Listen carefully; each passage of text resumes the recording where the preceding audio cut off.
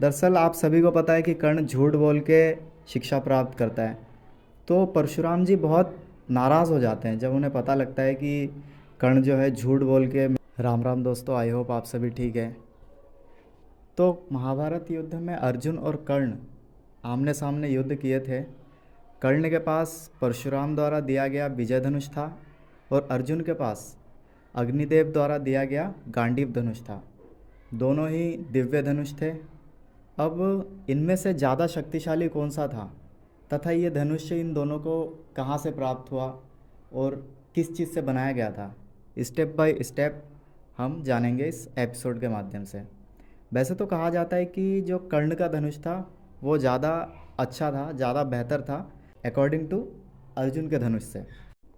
तो सबसे पहले हम गांडीव धनुष की बात करेंगे।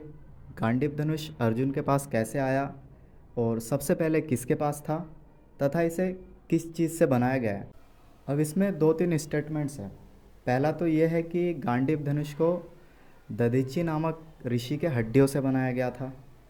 दूसरा ये है कि जब कण्व ऋषि तपस्या कर रहे थे तो उनके शरीर पे दीमकों ने अपना घर बना लिया था।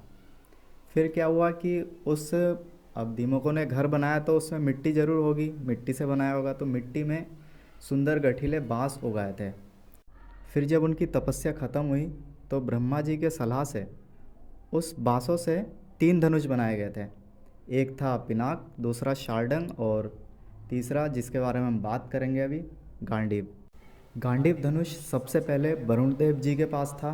उसके बाद वरुण देव जी ने आगे फॉरवर्ड किया अग्निदेव को और अग्निदेव ने महाभारत युद्ध लड़ने के लिए अर्जुन को दिया था। तीसरा स्टेटमेंट ये कहता है कि ये धनुष मयासुर ने अर्जुन जी को दिया था जब वो इंद्रप्रस्थ बना रहे थे। इस धनुष के टंकार से पूरा मतलब युद्ध क्षेत्र गूंज उठता था। और जब अर्जुन और श्री कृष्ण जी युद्ध भूमि में उतरे थे, आप सभी को पता है कि श्री कृष्ण जी सारथी बने थे। इस दौरान सारे देवी देवता स्वर्ग से नीचे उतर जाते थे युद्ध देखने के लिए।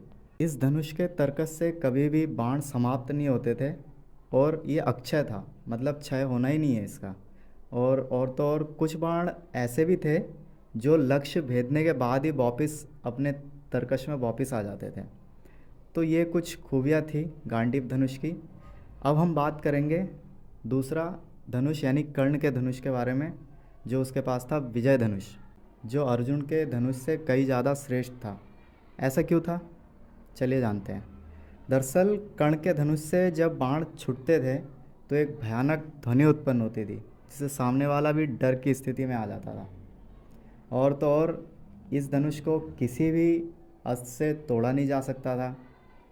और सबसे बड़ी खास बात तो ये थी इसकी कि जब कोई भी इसे धारण करता था, कोई भी योद्धा जब इसे धारण करता था तो उसके चारों ओर एक मतलब शील्ड टाइप का बन जाता था जिससे कि कोई भी तीर धनुर्धारी को चोटिल ना कर पाए। इतना शक्तिशाली घेरा बना देता था ये। अच्छा, तो अब जानते हैं कि इस धनुष को बनाया क्यों गया था और सबसे पहले किसके पास था। दरअसल विश्वकर्मा जी ने इस धनुष का निर्माण किया था तारकासुर नामक राक्षस के पुत्रों का वध करने के लिए और उनके नगरियों को ध्वंस करने के लिए बनाया गया था। भगवान शिव ने क्या किया, एक ही बार में अपना पाशुपतास्त्र छोड़ा और तीनों की नगरी इकट्ठे समाप्त। फिर भगवान शिव ने ये करने के बाद धनुष दे दिया था इंद्रदेव को। इंद्रदेव संभाल के रखे थे और उन्होंने भी असुरों से कई लड़ाइयाँ की, कई युद्ध जीते। उसके बाद उन्हीं के पास था। फिर परशुराम जी के पास आया ये धनुष। परशुराम जी ने भी, आप सभी को पता होगा, शिव पुराण में दिखाया जाता है कि परशुराम जी ने शिक्षा ली थी, धनुर्विद्या सीखी थी भगवान शिव जी से। उसके बाद भगवान शिव जी खुश होकर उनको वो धनुष देते हैं और भगवान परशुराम जी के पास जब यह धनुष आता है, आप सभी को पता है कि कर्ण जो है भगवान परशुराम जी के शिष्य हैं। तो कर्ण को ये धनुष किस वजह से देते हैं। दरअसल आप सभी को पता है कि कर्ण झूठ बोल के शिक्षा प्राप्त करता है। तो परशुराम जी बहुत नाराज़ हो जाते हैं जब उन्हें पता लगता है कि कर्ण जो है झूठ बोल के मेरे से शिक्षा प्राप्त की है। तब वो बहुत नाराज़ हो जाते हैं, उसको श्रापित कर देते हैं। फिर उसके बाद भगवान परशुराम जी को थोड़ी दया भी आती है। जब परशुराम जी को दया आती है तो वो क्या करते हैं, भेंट के रूप में विजय धनुष कर्ण जी को दे देते हैं। तो ये छोटा सा एपिसोड था।